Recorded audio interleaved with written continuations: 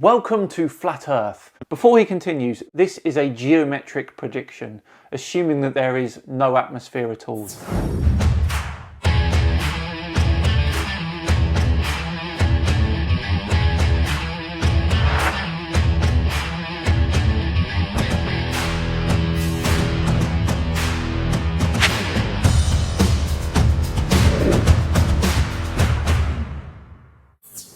Let's move on to our next video, which is by our old friend Taboo Conspiracy. His video is called Welcome to Flat Earth and references the Black Swan images. The Black Swan images were pushed into the Flat Earth limelight by the likes of Nathan Oakley and Quantum Eraser on the Flat Earth debate show. Here they are. Their argument is that you should not be able to see the horizon behind these two oil platforms because the camera was only a few feet above the water, and at that height the horizon should be less than 2.7 miles away. Now, of course, there is some serious refraction going on here, and of course this is a geometric prediction, assuming that there is no atmosphere at all.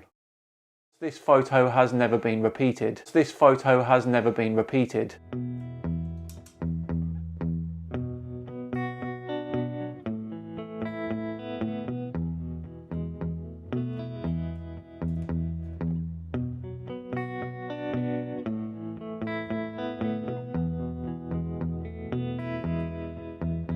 Has never been repeated. Well, that last bit was irrelevant, wasn't it? Taboo Conspiracy has a video with very similar images but very different outcomes. This photo has never been repeated. With very similar images. Away you go, buddy.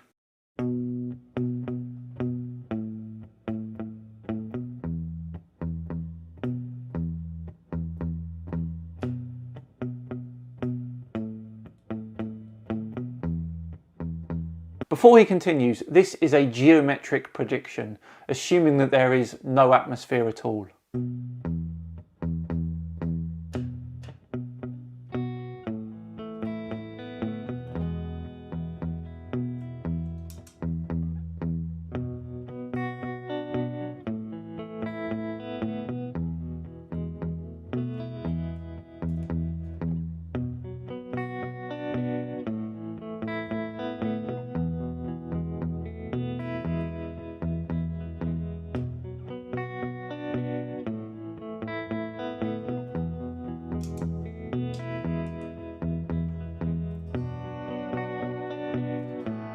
Why my eyes, sir? You've never used them before.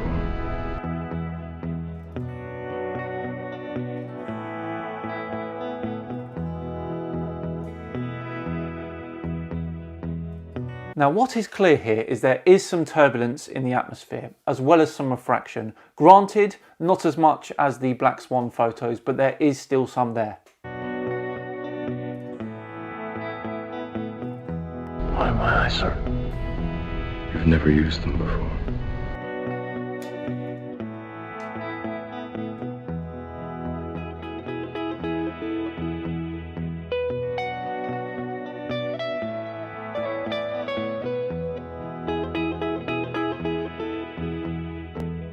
Welcome to the real world.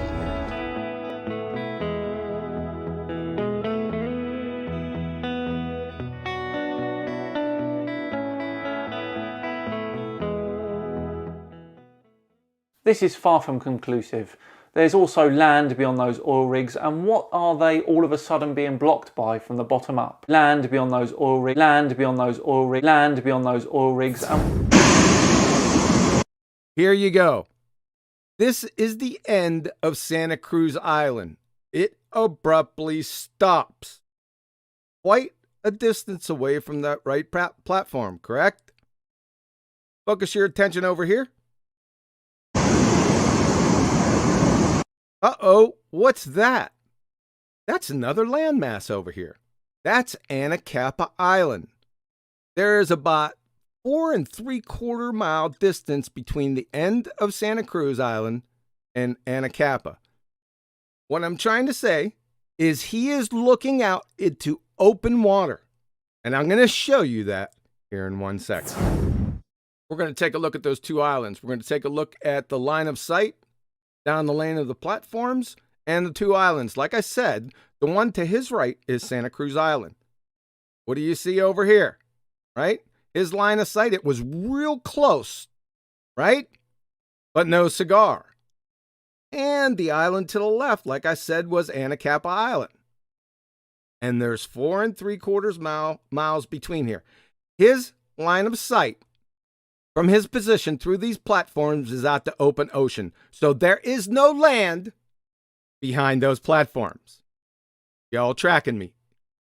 Right?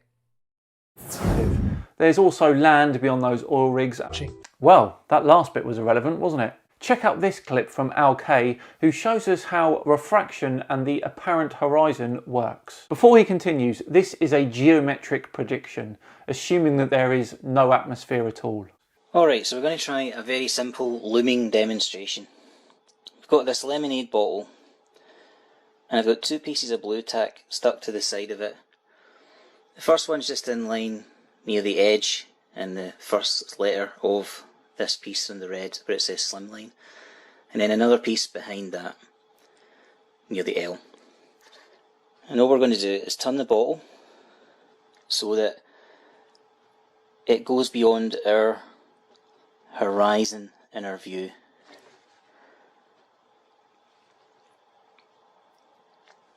Which puts us basically in line with this.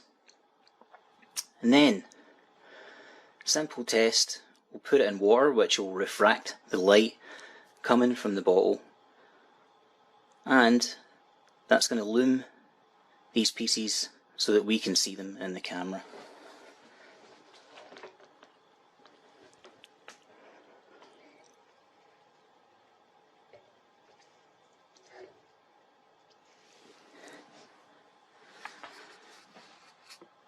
If I just zoom in,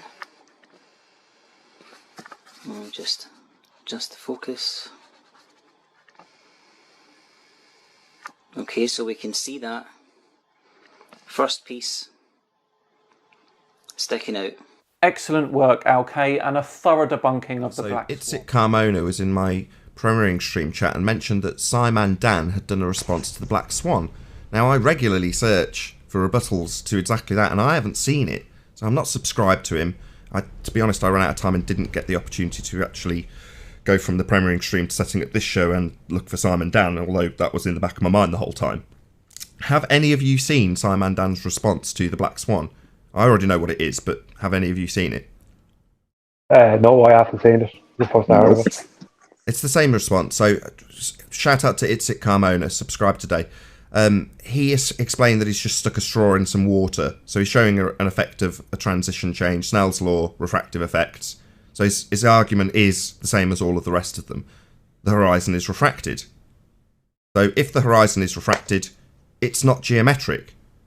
Now they'll then spew into a description of how what we see is an apparent horizon. At this redundant term, all horizons are apparent. The geometric horizon in the globe model is apparent based on height. It's also obviously apparent because the sky doesn't actually meet the ground. It's the apparent position where the sky meets the ground. That's the definition of a horizon. Therefore, saying the apparent position where the sky meets the ground is completely redundant.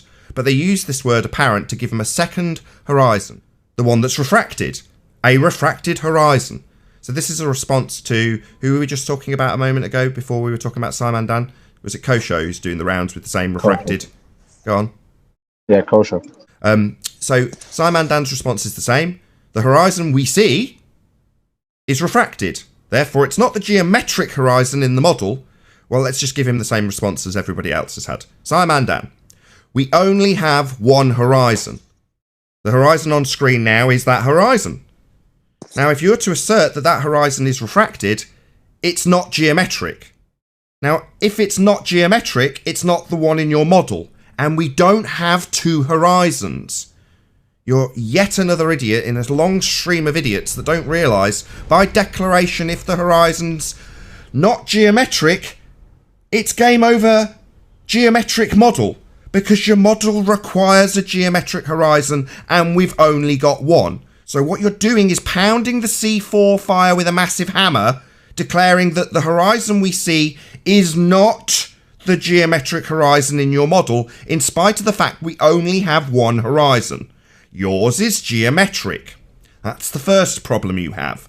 The second problem you have is if you say, oh no, we do have a geometric horizon, we don't have to see it because it's the light hitting it and refracting into the position we do see it, so we wouldn't expect to see a geometric horizon. The problem you then have is you're describing all the lines to the horizon being bent. Therefore, how are you going to draw a tangent for your geometry? If it's not a geometric horizon, you're not going to be performing geometry on it. And then you go to assert what? That you're going to draw an imaginary line to a second horizon that is geometric but not seen and only exists in your model. So we'll have an imaginary straight line to a horizon that doesn't exist and isn't creating a tangent because you've got a second horizon, not that we have two, behind the first that we don't see doesn't exist, but simultaneously blocks buildings in the distance, has boats going over it, and curves at altitude when you reach the second law of thermodynamic sky vacuum called outer space to take pictures of it. So it's definitely supposed to be the geometric model in your, the geometric horizon in your geometric model, but you're all telling us how it's not the geometric horizon in your model, which is absolutely what you must assert if you're a globehead. So I like that it's SciManDan that's telling us about his refracted horizon on account of the fact he had the same problem with Coriolis effect. He showed us a demonstration of a tractor pulling a trampoline and a man bouncing and not deviating. Ergo, he requires a geometric horizon like he required deviation. Your model's got Coriolis effect, so we'd need to see some deviation. And your model's got a geometric horizon, so we're going to need to see that in the same way it was claimed to be seen when people told us in feet and inches how much that physical, observable, geometric horizon was blocking things and how much boats were being obscured by it after they'd gone over it. So you definitely require a geometric horizon, SciManDan. It's marked with an X, labelled horizon in your geometric model. The fact that you're telling us you don't have one, it's refracted, means it's game over geometric Earth curve model. I thank you, SciManDan. You, like AB Science and Kosho and Rumpus, are telling us just how non-geometric a horizon that's claimed to be physically proven out by its geometry is. So not geometric, not your globe model. Game over globe.